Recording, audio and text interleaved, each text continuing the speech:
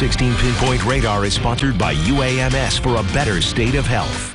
Now, Fox 16 Sports.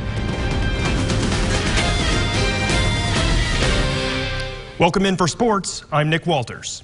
'Tis the season for hoops, and we've got a lot of it to talk about. We start with the Razorbacks, who have had a week off from game action. The Hogs have unwrapped their Christmas gifts. Now they wrap up their holiday break and hit the road. Arkansas visits Indiana Sunday afternoon for what will be their final game of the calendar year.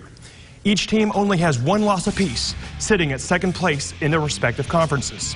The Razorbacks are rested up and, according to Coach Musselman, locked in. It was the best Christmas Day practice that I've been a part of in 5 years of college basketball. You know, normally you're worried about a guy running through the door 15 minutes before practice starts. Everybody was here early. They had a great pre-practice on Christmas. I thought they practiced really well the last 3 days, and I didn't feel that there was any lack of focus. The King Cotton Classic kicked off the event's 20th year in Pine Bluff today. 12 teams enter hailing from 8 different states. 6 games tipped off today, one of which featuring Arkansas's own Bryant Hornets. Bryant takes on California's Corona Centennial.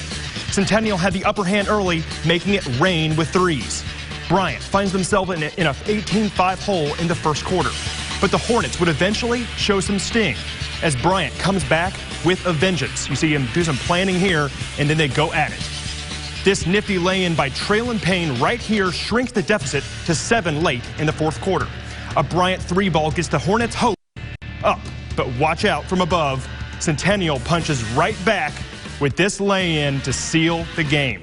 Centennial goes on to win 61-52. Fox 16 Sports Director Wes Moore caught up with Bryant's head coach after the game. Valiant comeback by the Bryant Hornets, but they fall by 9 points. Head coach Mike Abrahamson joins us now. Coach, what'd you see out of your team tonight? Well, we got off to a really slow start, and they hit 6 threes in the first quarter. That was the difference in the game, really. From that point on, we played them real tough, and I'm really proud of our guys for their showing that fight that they did and giving the effort that they did. And you know, we recently got our football guys after they won the state championship, and that's just really long-term going to be great for us, but it's made some things difficult for us, figuring it out, how we're going to play and things like that. But really proud of our effort, really proud of the kids. What is playing in the King Cotton Classic and playing against some of the teams from around the country going to do for your team? Well, we hope it's going to prepare us. We've got a very tough schedule, and this is part of it. But this is a great venue. It has all the makings of something that's a really big deal. Playing in this type of arena is a big deal because if you make it to Hot Springs, it's a little similar. So we hope it just prepares us, makes us tougher for conference play and state tournament play. After your great season last year, what have you seen out of your team trying to follow that up? Well, we're a different team, and we're trying to figure out new roles and new responsibilities, and it's not been smooth, to be honest with you, but we'll get it. We're going to figure it out. We got a great group of kids in that locker room, and I believe in them. It's just going to take a little time. Coach, thank you for your time. We appreciate it. Nick, we'll send it back to you. Well, another Arkansas team hits the court for the evening game. Jacksonville takes on Memphis Wooddale. And Arkansas commit Devontae Davis was doing his job and well early on in this one. On transition, a slick layup by Davis. Moments later, another deuce, this one off the glass. Davis balling some more, this time dishing a dime, no look there. TJ Stewart finishes. Wooddale would keep this interesting until the final seconds. Here you go on transition, and around the back pass turns into points here, and away we go. Jordan Maxwell in open space, and look at this slam. And that's going to put Jacksonville up late, and now you see Wooddale taking it to the final moments, up by 1 with seconds remaining, going down to the wire. Here we are, 4 seconds left on an inbound, and Davis, the Arkansas commit, on an inbound pass, steals and lays it in. They win 75-72. The hometown Pine Bluff High also played tonight, and this game wrapped up minutes ago. The Zebras lost to Fort Bend Hightower of Houston by a score of 79-63. Now, your Silver Star Nation report, brought to you by Steve Landers Toyota.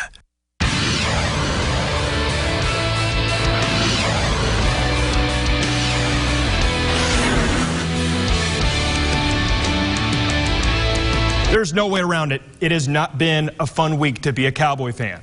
Since last week's loss to the Eagles, many questions linger. Here's one thing we do know. Dallas must win on Sunday to have any shot at an NFC East crown and a playoff spot. Mickey Spagnola of Silver Star Nation has the keys to a Cowboy win.